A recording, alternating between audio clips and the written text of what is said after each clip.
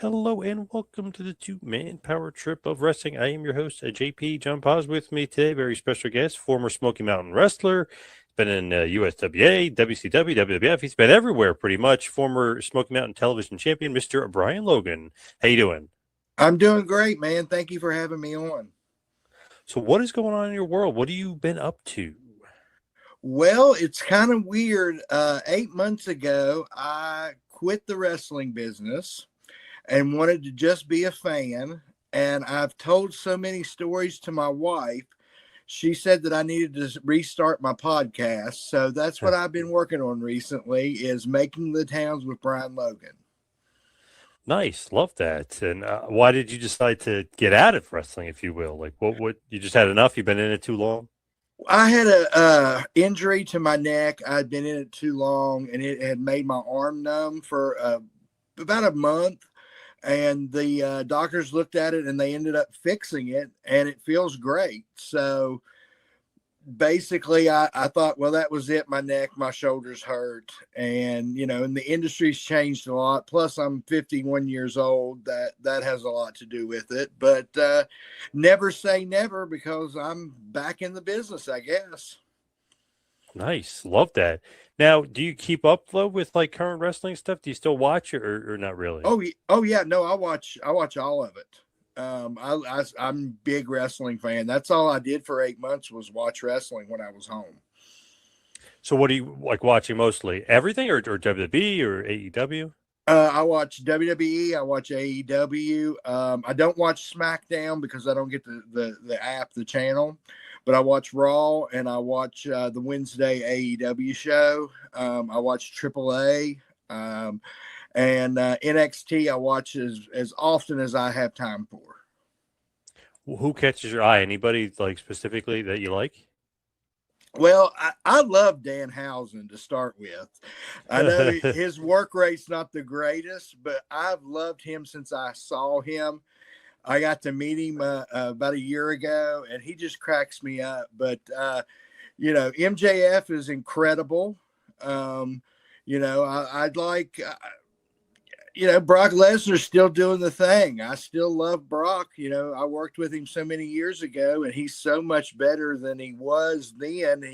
He's incredible how much he's grown as a competitor. It's just unreal. Yeah, forgot to mention too, former OVW star, you yourself, and obviously the OVW ranks so well, and Lesnar being one of the guys you worked a lot, right? Him and Shelton. Yeah, I got him from day one that he got there until he went to Raw. And then we did a couple of SmackDown matches, dark matches. And so basically, I wrestled him and Sheldon every night for a year or almost. Wow, damn, that's great. Is that one of those things where they put you with them because they want you, like basically they tell you this guy has got a bright future and you got to, carry him along, or that's like unspoken? No, they actually said you're in there as a trainer. I was getting paid as a trainer anyway. And so they were like, you're the in-ring trainer and you need to translate what we're teaching in school into the real world, into the matches. And I was like we did a 6-man tag one time. I had 11 guys I had to call spots for. It was incredible. Wow, geez, that's a bit much, but yeah, it's a little crazy. It's a lot. Yeah. Yes. Wow, that's crazy. Yeah, it really was, and we pulled it off. It wasn't perfect, but it wasn't scrambled either. So it was good. I mean, we had a couple timing things, but it was a good 6-man. That's interesting though, because obviously you're buddies with Dr. Tom, so am I. He kind of had to do the same thing with a lot of those guys, like The Rock and Kurt Angle and Brackus and stuff. Mm-hmm. Like he'd have to go in there and actually wrestle them, and be their trainer as well. So it's such like an interesting dichotomy because it's like, okay, I can only teach you so much. Now we got to actually get in the ring and have matches in front of the crowd, but I'm still going to be your kind of trainer and teacher while this is going on. Yeah, I mean, it's you can't just learn it in the school. You have to get in front of people and, feel the crowd, learn to know what the crowd wants, what they don't want. You can't just do moves just for the sake of moves. And I'm not one of those old guys that says, hey, the new wrestling's terrible like that. I love the new wrestling. I love the high spots. But yeah, you have to make everything mean something. And that was what I was there to teach them, that everything has to have timing and mean something. So OVW obviously wasn't your first go around. We'll get to that just in a second. But how did you break in? Was it with Smoky Mountain? Was it with directly with Timmy Horner, the legend, the White Lightning, Tim Horner? Well, it's kind of both. I went to a Smoky Mountain house show in Beckley, West Virginia in 1993, and I was a little bit late. And I was coming down the steps to the armory, and Tim Horner was coming up, and I literally bumped into him. And Wow. he said, wow, you're kind of a big kid. Did you do anything? I was 17 years old. And he said, do you do any athletics? And I said, yeah, I play football, baseball, tennis. I'm a lifeguard. I do all kinds of stuff. And he was like, well, why don't you send me like a resume of all of your athletic stuff you do? And we might take a look at you. We're going to start this new school. So about 3 months later, I'm at the dorm room in Alderson Broaddus College, and my phone rings. And it's Tim, and he says, hey, I want you to come down. We're going to put you in the school and, see what we can do with you. And then I was in Smoky Mountain from then. What a crazy happenstance. So he just happens to run into you, like bump into I know. you. That's nuts. Yeah, I mean, literally a second longer or a second shorter, and I would be something else. It's wild. So were you like a huge fan just always, or were you always into it even when you were younger than 17? Yeah, I started watching wrestling when I was about 5 years old. The local promotion in the 70s was called WAY, American International Wrestling. It was at my local TV station, and it was an outlaw group. And the wrestlers hung out at a bar in town, and it was kind of like the only bar. And my dad was a coal miner, and the coal miners hung out there too. So the wrestlers would come to my house, and they would stay there, or they would come and have barbecue and stuff like that. So I was around wrestling since I was little. Now, I wasn't smartened up or anything, but I always watched wrestling since I can remember. Who were some of the guys in the outlaw promotion? Anybody that we would know? Yeah, Dick the Bruiser. Oh, wow. And the Cuban Assassin, the original one from Canada. Those were the two that I remember the most. I remember sitting on Dick the Bruiser's lap and, playing with his shoulder muscles and everything, being like 5 or 6 years old. Man, that's such an interesting. I don't even know if I've even heard of that promotion. I know it's an outlaw, so it's hard to. Oh yeah, it was so low budget. But the thing is that it was the only show on the only channel at 7:00 on Saturday nights. So if you got that channel, you had to watch it, even in the 70s. So going into these little coal towns, everybody knew about WAY, Saturday Night Wrestling. And even though it was very low budget, it was very, very popular. And they actually kept it there until the TV station burnt down. And when they built the new TV station, they changed the way the rooms were made, and there wasn't room for the ring anymore. Oh, my God. Wow. What a sad ending there for them. Yeah. So it went off the air in 79, 80, somewhere around in there. And then when I finally started Apex Wrestling in the 2000s, when we launched on air, I was like, we went off the air in 1978 and we're back on the air now, and to try to make it seem like it was the same promotion. Yeah. And it had a good reception because we did that. Man, that's crazy. Like, that's just like gone and wiped away. And like, all right, we're changing the format of the place. So it's just gone. They wipe it away. That's crazy. Well, and there's you can put in WAY wrestling into YouTube, and it comes up a little bit of a documentary, like maybe like a 3 or 4 minutes of it. And there's a couple matches, but the tapes burnt in the fire also. Oh man, that's yeah. And I think Bob Orton Jr. was there for a while. Ronnie Garvin, so everybody kind of came through, especially the Southeastern guys and the PAFO guys. So it was a pretty good place. Gypsy Joe, Gene Madrid, he was the big star. So yeah, it was just a cool little thing that nobody knows about. Had nothing to do with the Plan B, did it? With Boris Malenko and Roop and Garvin and Orton, that whole fiasco with Fuller. That's not Yeah. the same league, is it? No. Oh, That okay. was Southeastern. Yeah, We're yeah. talking maybe a difference of 100 miles, 200 miles, maybe. There's a Okay. mountain called Bolt Mountain. On one side it was Kentucky, and on this side is West Virginia. That was what would separate them. So it's right there in that whole area. So obviously you're a fan of wrestling, but did you watch like NWA and WWF and stuff, or did you not even get those like channels, if you will? Like I don't know if you would have gotten WWF down there. Well, we did. We had You did. cable, so I was lucky growing up. We had wrestling started at 7:30 in the morning with the NWA. Then we got World Class at 11, Mid Atlantic at 1, and then 6:05 we got the NWA again, and then we got WWF at 10 o'clock at night. So my whole Saturdays was nothing but wrestling, and then we got WWF on Sundays on USA. So yeah, I watched all kinds of wrestling when I was a kid. Nice.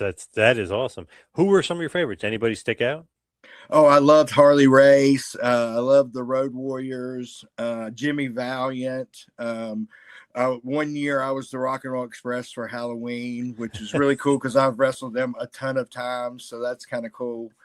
Um, let's see who else. I love the Flair Steamboat stuff. Love Steamboat a lot. Just the Hulk Hogan. Everybody was a Hulk Hogan fan. Yep. That kind of stuff. But yeah, just the whole product in general. Of course, I didn't know it was a product then, but I just loved every aspect of the wrestling in general. Reading the magazines, playing with the action figures, and watching it on TV. That was pretty much my whole life. So when you get in, obviously you bump into Tim Horner and he kind of breaks you in. Was he like an owner of Smoky Mountain? I was always trying to figure that out. Like, what was his deal? Did he have a deal with Cornette, or like was he a business partner? So what was going on with Tim Horner and like the ownership side of things? Okay, Smoky Mountain. so Tim's version is he was a third owner, but Cornette's version is that he just kind of kept Tim around. He never had actual equity in the company. His real job was to handle the marketing and the t-shirts and the gimmick sales.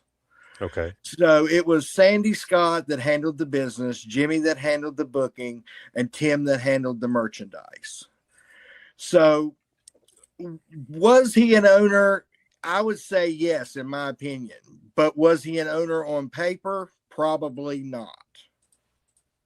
Interesting. So what was the relationship with Cornette and Horner? Like obviously now it's a bit frayed, but then it was good. They had a good relationship. In the beginning, it was very good. Now I was there standing right next to him when they had the blow up, and I saw the whole thing with my own eyes a foot from me. And I can tell you that story if you want to hear it. Yeah, definitely. Yeah, okay. For sure. Yeah. I don't know about the language restrictions. Yeah, go for it. Yeah. Okay. So it's Brian Lee and myself were standing there talking, and Cornette came out to tell Brian Lee something. And down the hall, this is in the hallway in front of the locker room at Morristown High School. And that coming down the hallway was Allison Horner holding the brand new baby. Now, the back deal in this whole deal is that Tim and Allison had been trying to have a baby for a very long time. So when they finally had the baby, it was a very joyous occasion. So here she comes with the baby. And apparently Tim had not been paid for gimmick money for quite some time. Now, I know that Jimmy was holding it back because he said Tim was being a dick and that basically he was kind of messing with him. Tim just wanted his money because he needed the money. So she gets up in Cornette's face and starts, poking the finger and saying, hey, we want our money. You're going to give us your money, all this, and just reading him the riot act. But she hadn't cussed or nothing. but she had the baby in the arm and was right up in his face. Corny waited until she was completely done. He looked at her and said, "Fuck you and fuck that fucking baby." Oh my God! Wow. And Tim came up the hallway and said, "What? What'd you say? What?" Bowing up and everything. And they ended up the boys came out and separated everybody, and Tim and Allison went home, and Jimmy got mad and went back in the locker room, and I was left kind of standing there like, what did I just see? Wow. Because that might have been one of the first blow-ups that I ever saw in the business. Man, dude, that's just crazy. I mean, obviously, the baby Horner is probably extra, emotional about it. Man, that's just crazy.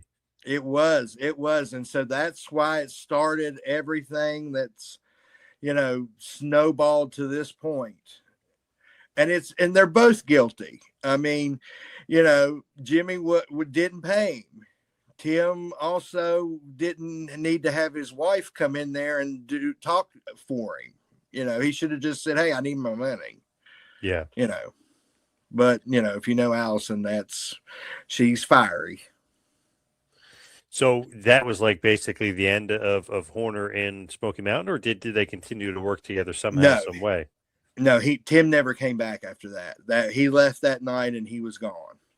He never came back. Did Cornette ever, not that he would or whatever, but I'm just thinking, did he ever apologize for saying F the baby? No, not that I know of. No, not at all. Did he ever pay Tim Horner? I don't believe so. Now, I don't know because I don't personally, I don't, I don't know. But my estimation would be no, he didn't. Man. I think the amount was $3,000. Don't quote me on that. Right. But I think that was the amount. I mean, it's been a long time, but I'm pretty sure that's what it was. Now, were you Tim Horner, like team Tim Horner, because you were trained by him, or no? You weren't. You were because you were working for Smoky Mountain still. Well, I was team Tim Horner till that moment, and then I had to decide: was I going to work and get paid and be in the wrestling business, or was I going to, make a stand? And I decided to tell Tim, "Hey, I got to go with Cornette because, I got a job there." So I just basically said I don't want to be involved, and he understood. So I then went and became Jimmy's guy, and Jimmy taught me everything about the business. Did you ever say, "Hey, Jim, maybe you guys should make up," or you didn't even want to bring that up to him? No, God, no, I didn't want to bring that up. No, that would have been, terrible because that would have just got me yelled at. I always thought that maybe Cornette was mad at Horner because Horner thought he was a good singer and he really isn't. You know what I mean? When he's out there. Well, that's part of it too. Yeah, I mean that whole Shameless thing was shameless, is what that was. So you're not a fan of his singing either? No. However, though, he was going to sing at my first wedding. The wedding didn't happen, but this was back in '95, I believe. So I was going to have him sing at a wedding, but it never happened. Like as a joke or for real? Like you thought that he would be good? No, for real, because he was pretty good. Wow. Yeah. Okay. Yeah, he's good at country songs. He's not a bad singer. Now the Shameless, I think it was the video. It wasn't necessarily the song. I think. Yeah. But yeah, the video's terrible. Because I was joking around with Doc Tom about his voice, and he was saying, "Well, his voice wasn't that bad." But you're right. It's more of the video, I would say, than the voice. Yeah. Because plus he went and shot that video without anybody knowing it, and then brought it to have it put on TV. So it wasn't like it was written into the show. It was just presented to be put in the show. And what did Cornette think about that? Well, he thought I'll throw him a bone and put it on there. It might actually get him over a little bit, and But he actually doesn't really like the video, though. It doesn't seem anyway. No, I don't think anybody does. Yeah. The video is horrible. I mean, it's one of those classic things that you watch because you're just like, I can't believe they aired this. Yeah. What was the thought process, though? Like, he wasn't joking, though. He really thought it was good, I'm assuming. Yeah, he took it wasn't his fault. He had the song and he recorded the song. and he recorded it at the TV editing house. So that was part of the problem, was it wasn't done in a sound studio. Then he had them film the video while he was singing it and recording it, and they put the video together without his input at all. So I don't know if the guys really knew what they were doing. You know, Right. I mean, They didn't really I'm get trying the to essence. Yeah. exactly. I'm trying Yeah. to remember the name of the production company, but it was like Mountain Entertainment or something like that. They weren't the greatest production crew. You know, they were bare minimum, we can get wrestling filmed kind of thing. Yeah. Man, it's just, I don't know, one of those things where it kind of lives on forever, but maybe it shouldn't. Mm-hmm. Yeah. Exactly. Exactly. So when you first start, right, you're not Brian Logan, right? You're the Hornet, or like how do you kind of, once you get trained and everything, like when you actually start wrestling, and is Smoky Mountain like your first match is in Smoky Mountain? Yeah. Yeah. Wow. So Okay. I had trained for 6 months. We trained really hard. I mean, it was incredible. I mean, I know everybody says that, but I mean, Tim Horner actually choked me out and brought me back to life and then showed me how to do it. It was some serious training.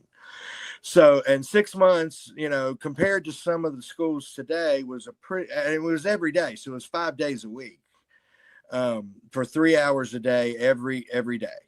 So it was a lot of training. So anyway, so we go to TV and we had to make all the towns, even after we trained.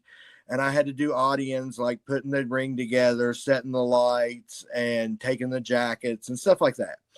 So I'm doing that at one of the TVs, and one of the jobber enhancement guys don't show up, and I'm happen to be standing there, which was one of my lucky things. Every time, Jimmy always told me this. He said, if somebody's getting fired, be the next guy standing to the booker, because he's going to look around the room, and whoever he sees first is going to get the bookings. And I always tried to do that. So anyway, so I'm standing there, and he's like, yeah, so-and-so's not here. And Candido said, well, what about the kid? And Jimmy's like, do you got gear? And I said, yes. And he said, what does it look like? I said, it's yellow and black and with yellow boots, or yellow and blue with yellow boots. And he said, okay, all right, well, do the yellow and black. That'll show up better on TV. And then I was 17. I looked like a kid. So they were trying to figure out what to do, and my hair hadn't grown out or anything. So, I mean, I looked like a kid. Candido said, hey, I've got a mask. Let's put a mask on him. So they give me the mask, and I put the mask on, and Jimmy's like, oh my God, the Hornet. You're now the Hornet. And they put me out there with Rock and Roll Express for my first match on TV. Wow, that's awesome. Like, it just crazy happenstance. Again, we were just in the right place at the right time. That's like Johnny on the spot there. It's awesome. Yeah, I've my whole life has been luck of just being at the right place at the right time. So do you keep wrestling for Smoky Mountain, or do they say, we don't need you right now? It's like, do they keep you consistent or no? Yeah, no, after that, after I did a decent job on the first one, I was booked at the next TV taping and then some of the house shows. And they, started out with just a couple of house shows in the TV, but the TV was 4 matches. So it was about 6 matches a month for just a little bit. And then next thing you know, I'm on everything. That's awesome. So are you also you're using another name? Like, are you Brian Keys too at this point, or are you still just the Hornet? They used me as Brian Keys once, I think, before I got the Logan name. And then, so yes, I was the Hornet and Brian Keys most of the time. Man, and then they gave me the Inferno gimmick after that. Man, it feels like they just throw you right to the fire. It's like, okay, we like this kid. All right, keep going. Like, and then they just keep booking you consistently. That's awesome. Yeah, no, we would come in, me and Anthony Michaels, my tag team partner and the guy I trained with, we would come in and there would be like maybe 6 or 7 enhancement talent guys. Well, eventually we showed up. It was just me and him, and we had a bag full of tights. Me, him, and Sean Casey, 3 of us, and we had to do the whole TV, every match in the TV taping, putting somebody over. So I just gimmick out of the bag, man. Put another hood on. And then you become TV champ pretty quick, right? Yeah, my fifth or seventh match. I think it's the fifth match. I'd have to look it up in my journals, but yeah, it was under 8 matches. They made me the TV champion. Wow, what did you think about that at that point? I mean, that's pretty awesome. Jeez. Yeah, I thought they were joking. When I walked in, I shook Jimmy's hand. I said, "How you doing?" And he said, "Good. How are you?" And I said, "I feel great." And he said, "Well, good, because you're going to be TV champion." And I was like, "Yeah, sure I am." He's like, "No, really, you're going to be beat the TV champion today." And I was like, "Oh my God." It was unbelievable. So he must have really taken to you right away. He must have really liked what you were doing just immediately. Yeah, me and Jimmy, we just clicked and hit it off, and I was kind of like his understudy, and he would teach me little things and just have me do all the audience jobs and give me the little pep talks and, do it this way, don't do that, you don't do it that way because you'll end up with this, and it was like that from 93 to 2003, pretty much. Do you still talk to him today? I don't talk to him that much. I haven't seen him in a few years, but we see each other at conventions sometimes. Last time was at the Bobby Eaton Memorial Show. Okay, nice. Yeah, or tribute show. It was a tribute show because Bobby hadn't passed yet. Yeah, love me some Jimmy Cornette. He's great. Obviously, Bobby Eaton is great too. But oh yeah. So when you're working there, right, and you're the TV champ and you're coming along, are you confident that you've made it in the business, or you're like, man, I'm still just like a whirlwind because you're basically still a rookie? It was a whirlwind, and I probably would have thought that I had made it if we had time to stop and think, but we were so busy going everywhere that on my days off, which may be 1 or 2 a week, I would sleep because, we didn't sleep at all. And then I'd be right back on the road. So I didn't have any time to really think about that. But I can tell you this, I had no idea what I was doing. And I knew I didn't know what I was doing. I was just trying not to get yelled at. So you said you're the Infernos too, the Max Infernos. So the Hornet and the Infernos at the same time, like you're doing both gimmicks all at once? Same taping. Sometimes the Hornet, Brian Keys or Logan, and the Infernos on a same TV episode. Do you get paid more for more matches or no? Yeah. Oh, you do? Oh, that's awesome. Yeah, that's great. Yeah. I would get like 25, 50 extra bucks. That's great because other guys can't really pull that off, right? You can just I take the mask off, put the mask on. That's great. Yeah, no, and I would get paid extra for doing the ring too. So I would get 65 extra bucks for doing that. That's one of the my podcast is I go through my journals and I tell the stories about where I was on such and such date, going from match 1 all the way through the endings of them. And I tell you the finish, the stories about the guys and all that. But I also tell you about the money, the real money of what I got paid, the $25 paydays, the $75 paydays. And, I don't think anybody's actually saying that because I think it's time that people know that we weren't rich back in the 90s. Yeah. Yep. Definitely. That's awesome that you kept a journal though, because some guys, they kind of forget stuff or they're trying to remember. But if you're keeping journals, like obviously Bret Hart did too, he used to write all this stuff down. Then you can, make a book out of it or a podcast, etc. But that's great that you're doing that because it's almost like reliving it. But you're like, oh my God, this is factual because I actually was keeping a journal of it. Yeah, the Sandy Scott said the first time, bring a notebook, write everything down, and I did. I've got actually one of them right here. This is the second one. You can see how thick they are. That one's full. But yeah, I kept every single match that I ever did. So are you working USWA and Smoky Mountain at the same time? Was this when they were doing the little cross promotion? No. This was before the cross promotion. This was about 1.5 years before the cross promotion. So Jimmy had changed the schedule. I think it was fair time. So we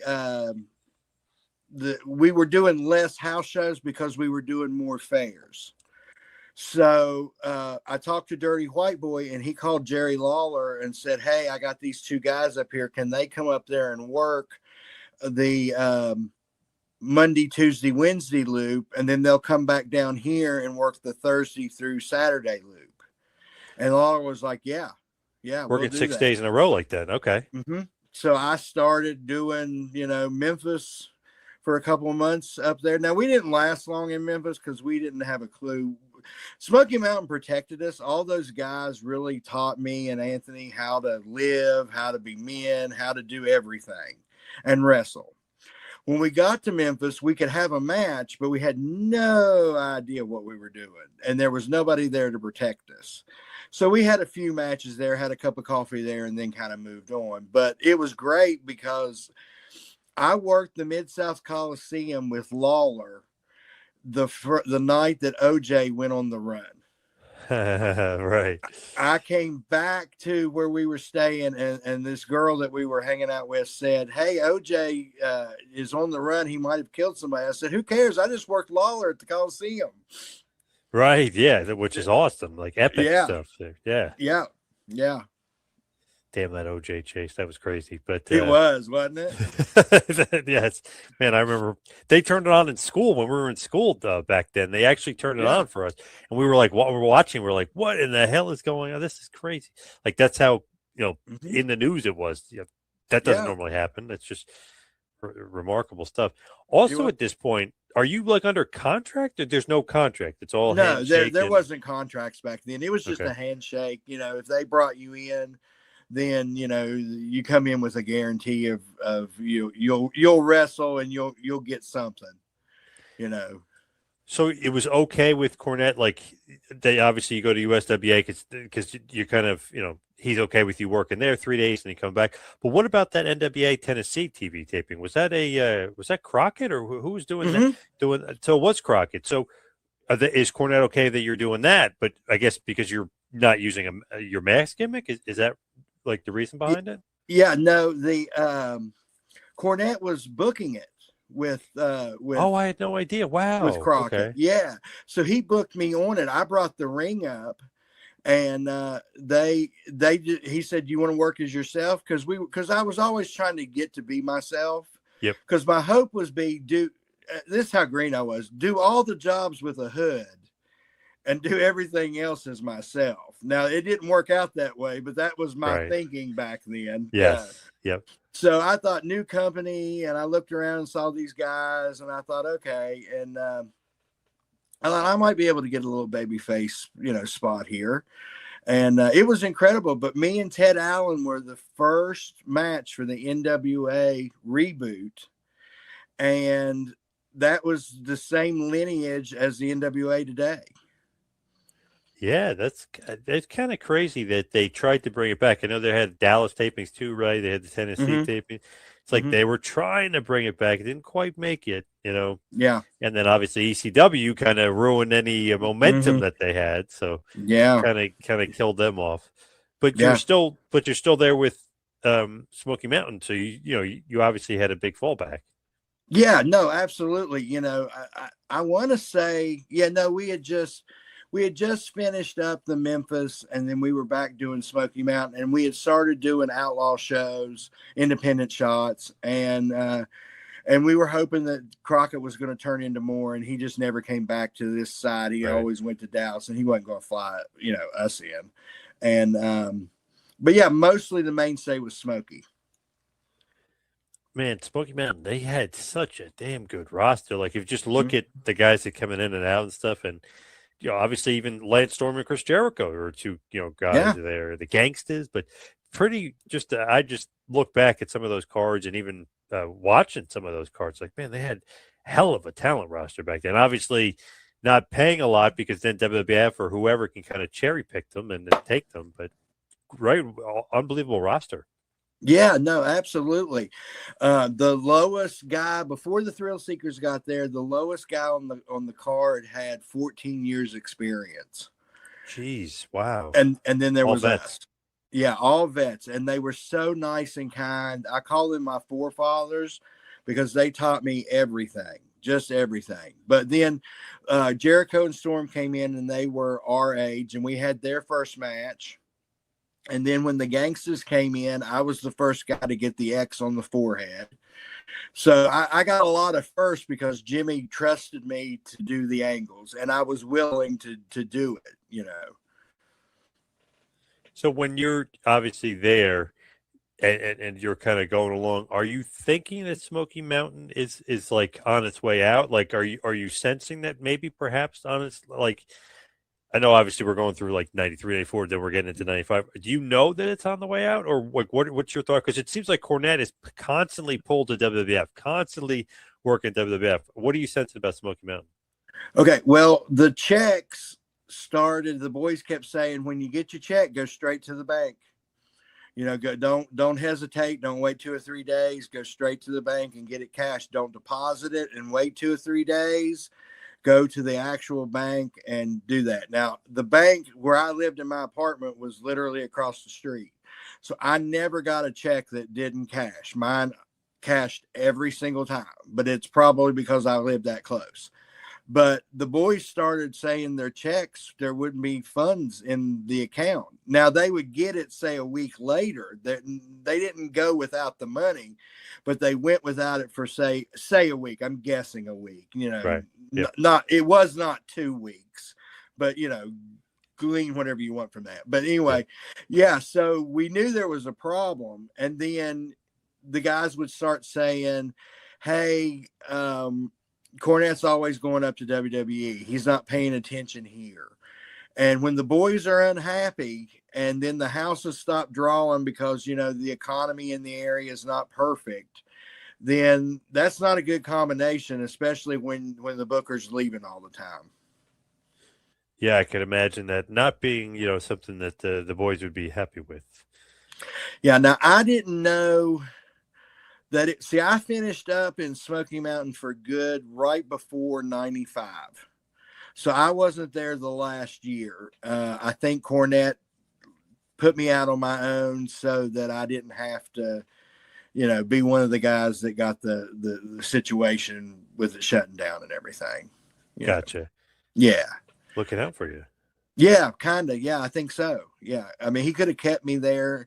Like he did Flash Flanagan to the end. And, you know, I don't know. I mean, I'm speculating here. I'm just, you know, saying, going through the bad houses, going through the not enough money and all that. I didn't have to go through all that. So it's interesting though. You obviously you go out on your own, you do your own thing, but you kind of run into a man they call Vader a few times, right? I WCW. How'd you start working for WCW? Well, Mark Killer Kyle took me down, and Tim had ended up leaving and going back to WCW to do jobs on TV. So they said, hey, do you want to come down? They pay $150. You can do TV and, you know, maybe they'll do something. So I went down there a couple of times and I got Vader both times. And oh boy. And I don't know I guess I was just stupid. But the Armstrongs Scott Armstrong said, don't let him bully you, fight back. So when he did the punches in the corner, I stepped forward so he had a target to hit so he could see me. And he would knock me back. I'd step forward. He'd knock me back. I'd step forward. So he wasn't hurting me because I was actually feeding him. Yeah. Well, they liked that I could take a beating. So they kept putting me with him. Until he finally was like, oh my, he literally said, oh God, it's you again. I got to stop this. And, you know, he's like, wow. I can't keep beating you up. But I actually technically got a victory over Vader on national TV by DQ. That's right. The handicap match, right? Yeah. Me and Todd Morton. Yeah. Yeah. And it was in the wrestling magazine in the results that I defeated Vader. So it was real. Don't worry, it was DQ. It's still a win. A win is a win. That's right. Yes. A win's a win. After said so. So you didn't think he was too stiff or worked you too hard or anything like that? No, the only thing that he did was the short where he pulls you in and then gives you the clothesline. Oh God, yeah, yeah. He pulled and tugged, and I started to take the bump. and he hit me so hard I thought he broke my jaw. But I was fine. He didn't break the jaw, but it knocked me silly. But that was the only time. After that, he was pretty easy with all that. I saw him beat up a lot of people, though. Yeah, I was going to say, did you notice that a lot of guys didn't want to work with him because he beat the hell out of like a lot of people? Well, that was another thing, is guys would complain and say they didn't want to work him. So, they're looking for people to put in the match, and all of a sudden, there's 15 guys standing there, and you blink and there's 2. And I'm one of the dummies standing there, and that's how that happened. Funny, I was buddies with Kevin Sullivan. He would say only 2 guys really like to work with Vader, and there was Sting and Mick Foley, but like the only guys. And obviously he would stiff them, but he probably is not stiffing them like he's stiffing you guys. You know what I mean? Like where he's going, like where he's killing you guys. But it's just so funny. It's like, wow, only 2 guys actually like enjoy working with him, even though one of the best. I think one of the best, but from a fan perspective, I haven't actually worked with him, get my ass beat by him. But fan perspective, I thought he's one of the best big men ever.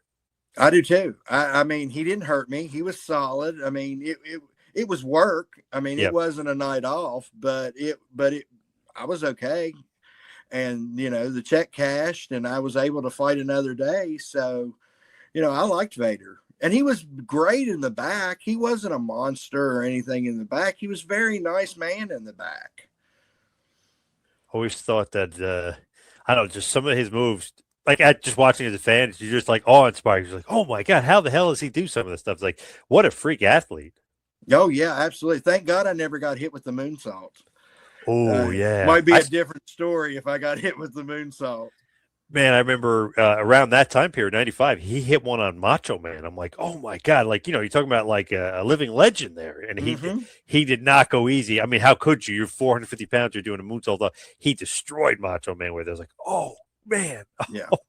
But Macho Man wanted to take it, I guess. Oh yeah. I mean, he wouldn't have done it if Macho hadn't told him to. Right. Right. I'd imagine. Yeah. So did you work a lot for WCW, or was it literally just Vader and that was it? Or did you work a bunch? Well, I worked, okay, so I worked a couple of matches, and then in order to get booked, Jody Hamilton said, you have to come to the power plant. Oh. So I packed up and moved to Atlanta, tried out as if I was just a Joe Blow off the street, and got into the power plant and went through that school after I had already been trained and already worked 2 or 3 years. And then after that, it was the most miserable experience I've ever had in the business, was working in the power plant. But after that, I worked sporadic matches and worked about 20, 25 matches with WCW. That's so funny. I was just talking to Vladimir Koloff, who you might know because he was in Smoky Mountain teaming up with Ivan. He was saying the same thing, that I was trained by Ivan. He was in the business. He met Ole. Ole's like, why don't you go through the power plant and we'll, basically, put you back through the ringer. It's like, why the hell? The guy's already trained. You're putting him back in the power plant. I just feel like it's almost like a test. Like, let's see if they can last. It was. Right? It was just duration. How many squats you can do, how much abuse you can take, how many push-ups you can take, and all this stuff. People in your face yelling at you, stuff that today would get you canceled in a heartbeat. But back then they just did it. It was just a Tuesday. I was just literally talking to both guys from High Voltage, who obviously were in the power plant, and they were talking about like their experience. They're like, I don't know. They didn't want to get into too much, but I don't know if you'd be able to get away with that today. I'm like, I know what you mean. Like that kind of hazing and bullying and stuff. Yeah. No, they were there when I was there. They were. Okay. Awesome. I had 2 matches with those guys. So yeah. They were good guys, nice guys. I mean, I don't know if they got it 100%, but they're great guys. But they weren't developed. That was their problem. If they did not get it, and I'm not saying exactly they didn't get it, because I like those guys. Yep. They didn't take the time to teach them anything. They just threw them out there and said, hey, go get over. And that was a bad situation. And they look so good. They're like, just put them on TV already. Yeah, definitely. Yep. Yep. I mean, Robbie looked great and was a nice guy. And he hit me with a forearm to knock me off the apron one time. And I hit the railing because he hit me so hard. Wow. Yeah. And we got back to the locker room, and Arn Anderson said, "You got to go right back out there and do the match again. We're not going to use it." So we went right back out the curtain and did the match, the same spots, same everything, except that time when he came with the forearm, I jumped myself. I went early. And then Arn was okay with it? Yeah, everybody. Yeah, Yeah. Arn was fine with it once we did it the second time the way he told us to. Yeah. So obviously you don't ever get a WCW contract, do you? Like when you're going through the power plant, or are you under? Oh no, you're not under. Well, I'm making $150 a night as I go to work, but I'm not working every TV taping. Gotcha. So they would bring me down for 14 days to Florida, and I may work one time, but I get paid for 14 days. Awesome. Okay, perfect. Yeah. So I was making money to live, but I wasn't on TV. So over a course of 2 years, I made enough money to stand, being in Atlanta, but I only had like 20 some matches for them. And towards the end, I just went out and started working independent shots because they didn't even know what was going on. They had no idea I was doing it. Make a little extra money, right? Yeah, saying, "Hey, I'm on TV with WCW. I'm a power plant guy," and they could advertise power plant, and then I'd go work, whoever, Mike Jackson in Alabama, or Pez Watley in Georgia, or something, something like that. Or the legendary Bo James. Or the legendary Bo James. Yes, man, that's my buddy right there. Yeah. That's like so fascinating with WCW. It's like I feel like sometimes, and that's something that obviously people always say, like they didn't know what's going on. With some of the guys that worked there, they just were like it was almost like too big. They had too many shows, too many wrestlers. There was almost too much going on. Yeah, no, they had 3 rings. You would come in, and before lunch, you would do calisthenics, literally 2-3 hours till you go to lunch. Then when you come back from lunch, then you get in the ring and wrestle. So Mike Winters would come out and tell you how to do a headlock one way. Then Sarge would come out and interrupt and tell you how to do it his way. Then Pez would come 5 minutes later and say, "Don't listen to those guys, do it this way." And you're like, man, this is just a headlock. You couldn't get into practicing at the power plant. I never made it to the heat of a match because they stopped me, and I was there every day. Wow. Yeah, it was just chaos, complete chaos. Absolutely crazy. And like guys like Batista would end up quitting because it was a little too crazy for him. Yeah. What an interesting situation. I always said that it's the Harvard of professional wrestling. It's more like the Timbuktu Community College. That is true. That's a great tagline. The Harvard of professional wrestling. Well, not so much. Yeah. Not so much. No. Yeah. No. So after that, though, obviously you end up leaving. You start working for WWF a bunch, right? Like doing spots. I did the deal where I called up to the office and said, "Hey, I'm in WCW." I heard guys were doing that, saying, "I work for WCW. Hey, can I get a match tryout?" And it worked. I called Strongbow, and he was like, "Yeah." He called me at the house and was like, "Hey, yeah, come on up." And I went to, I think, Mobile, Alabama, the first shot. And they put me over. They put me in a dark match and put me over and, treated me great. And now that was the opposite of WCW. Everything bad about WCW, WWF had it right. Right. That's great, though. So they liked you, obviously, if they're putting you over in the first match. Yeah, I used to, the magazine that used to come out every year that had all of the promotions with all the addresses? Yeah. Yep. Okay, I made a bunch of promotional tapes and made 100 of these things. And I would send them to the biggest promotions every single week. So WWF got a tape from me every single week. So when I finally got there, Fink comes over to me and says, "Hey man, we know who you are. You're going to get a job eventually at someday. Please stop sending me those tapes." Wow. Because I have to write them down and log them and watch every single one of them. And I'm tired of seeing your high spots. Wow. So I said, "Okay, I'm sorry. I won't send anymore." Wow. At least somebody's watching them at least, because sometimes Yeah, you send those tapes you don't know, yeah, like off into the absolutely. ether there. Yeah. Yeah, no, I mean, they knew who I was. They knew everywhere I'd work. They knew everything. So did you ever end up doing any? I know obviously a bunch of matches with them, but did you ever end up doing anything more, or just went right to OVW? I went to Mobile, Alabama for Monday Night Raw.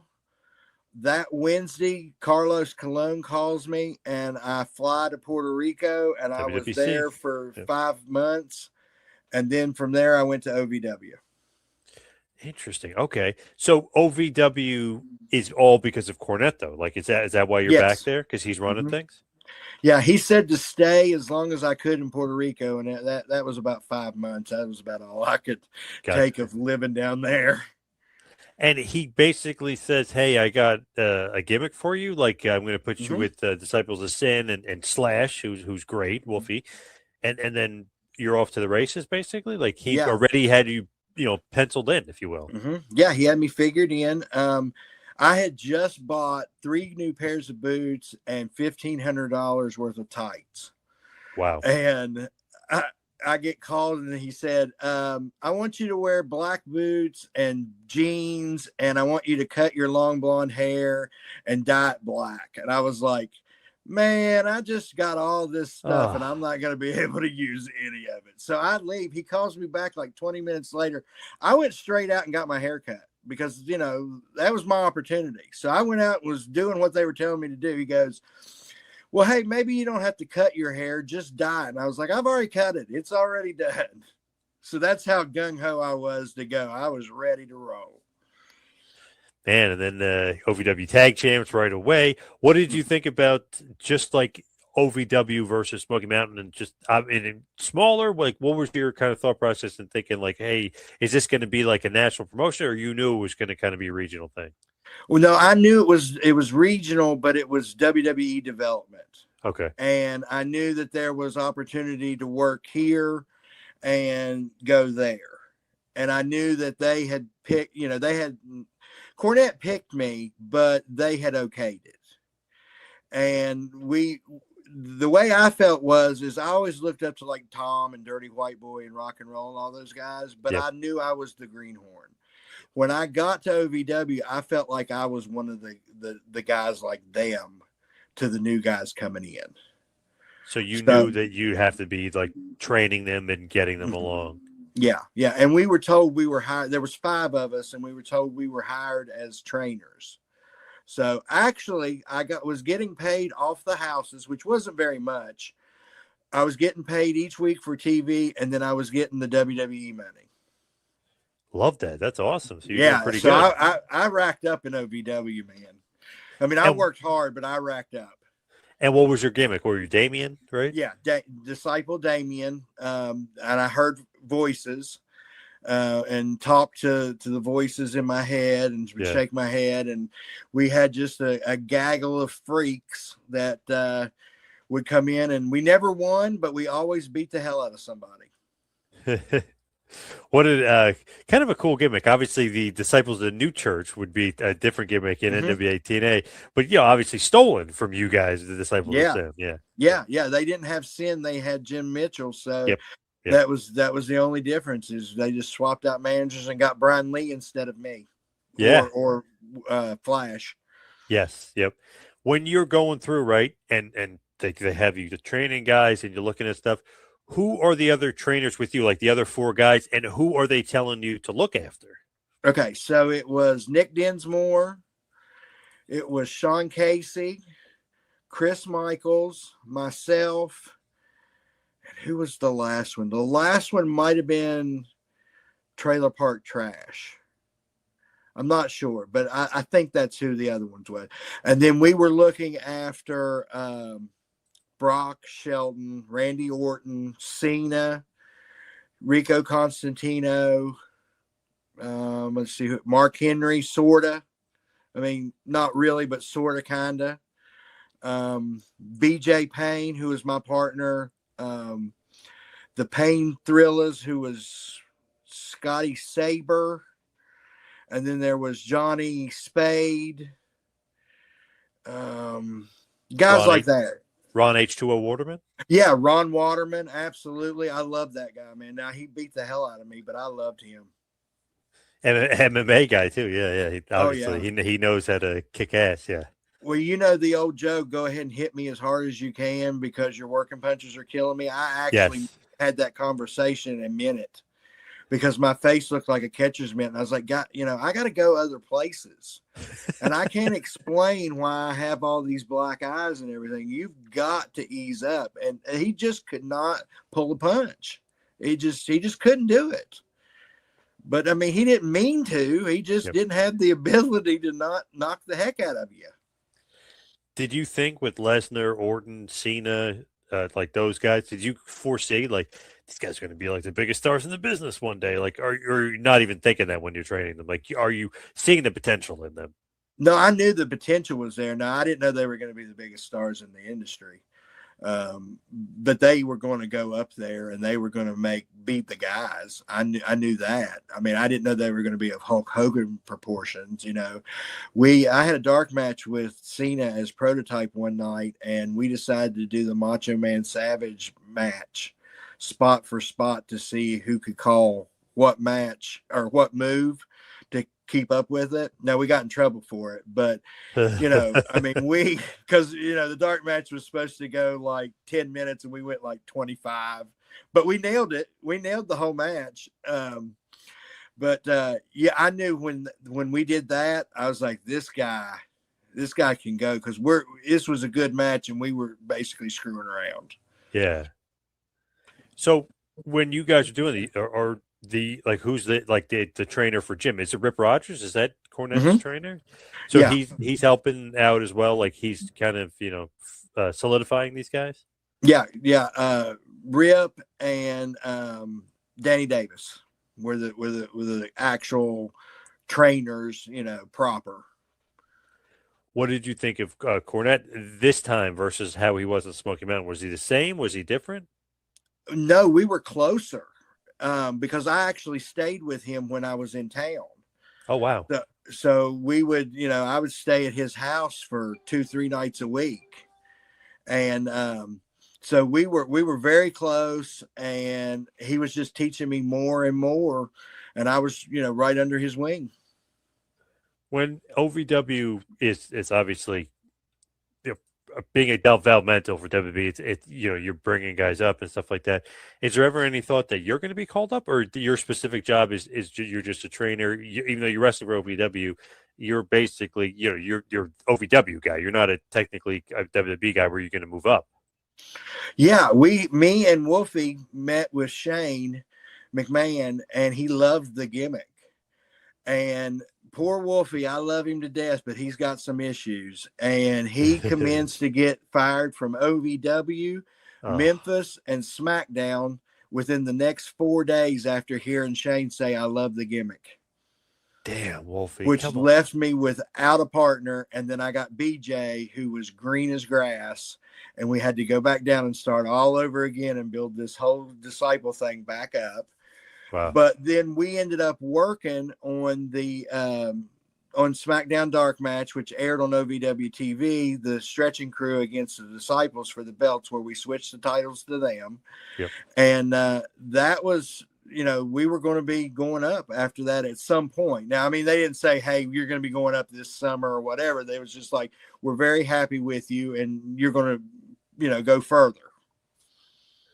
That's pretty crazy though. It's like when you're in a tag team, it's like you're very reliant on the other guy, and the other guy kind of slips up, and it's like, and then you got to start all over again, and you never know if you're gonna have that conversation with Shane McMahon again, or like what's gonna happen. It's just, man, that's wacky world of wrestling. Yeah, well, and then so for the most part, I started doing matches in WWE as a single or with a random partner like Tracy Smothers or Seven or some, whoever it was that they would put with me. A lot of times, I would get dressed and I would kind of follow Shane around without him kind of noticing, just so I could soak up things.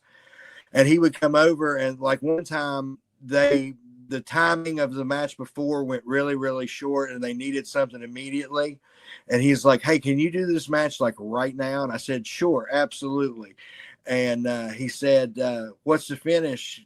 And I said, "Spinning DDT out of the corner." And he's like, "Does that guy know how to do that?" I said, "Doesn't matter. I put myself into it. It's cool." And they would send us out, and I'd go out there and have a match with this guy like that, you know, just off the cuff, just calling something and letting the guy follow me. So they were happy that I could do that. Yeah. It's like they know you're a consummate pro, the veteran, if you will. Yeah. Yeah. Yeah. That I could, you know, get the job done. Now when it comes to Wolfie, I wasn't Mr. Innocent. I did things too, but I showed up to work sober. Now, after work, that's a different story. But when I went to work sober. Gotcha. So you know, but I don't want to say it's all Wolfie's fault. It's not all Wolfie's fault. I love Wolfie. It can't be all. I do. I love Wolfie too. Yeah. So as we hit the wind down, head towards the finish. So when do you leave OVW, and then obviously you just do indies after that and stuff, and then like you said, you're working your way back. Yeah. I left in 2003, 2002, December 2002, 2003. And then after that, I was just doing independents. And I started my own promotion, Apex Wrestling in Oak Hill. We talked a little bit that in the beginning. Yep. And I did that for a little bit until we had a studio that I was renting that was very tiny. It was, I mean, when I say no budget, I mean zero budget. Huh. A sellout was 65 people because that's all I could fit in the building. Wow. And we did that every week, but that was a $302 house. That was it. That's all we could make. You know, that's all the boys had to split was $300. So we went to the bigger Coliseum, but it was a 10,000 seat arena. So it was way too big and the studio was way too small. So we were caught in the middle of, you know, I need a building that holds 100 people, you know, to do something. So we ended up shutting down because we just couldn't balance it out. But we made some good TV. So as far as now, like you said, what do you got coming up? Obviously, you got the pod. Anything else, though, wrestling? Yeah. I'm working with, you mentioned Bo earlier. Yep. And I'm working with Southern States, and our new TV show, I'm going to be producing the TV show, is debuts on Northern Alabama CW starting Sunday, April 12th at 9 p.m. So we're moving Southern States into Alabama. And I think this is the first announcement on a podcast of it.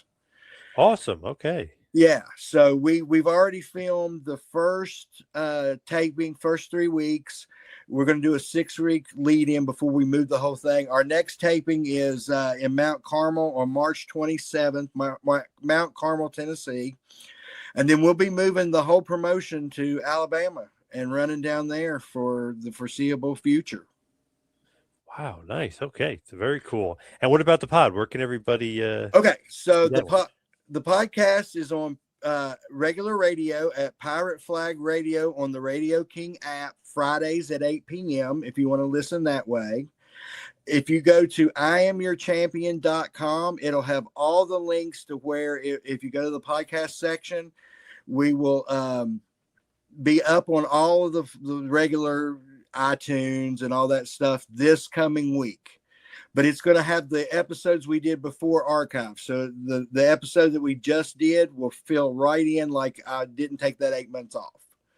So it'll be available everywhere you want to listen starting next week at the regular podcast areas. But you can go to IamYourChampion.com, and it's real easy and user-friendly. And all my socials is on there and links to videos. And on our YouTube, there's 142 videos on there. And everything that I've talked about tonight is pretty much on the YouTube there for free. How can we find it on YouTube? What is it? Is it making a sound on YouTube? No, it's I Am Your Champion exclamation mark. Oh, that too. Okay. Nice. Yeah. Okay. Yeah.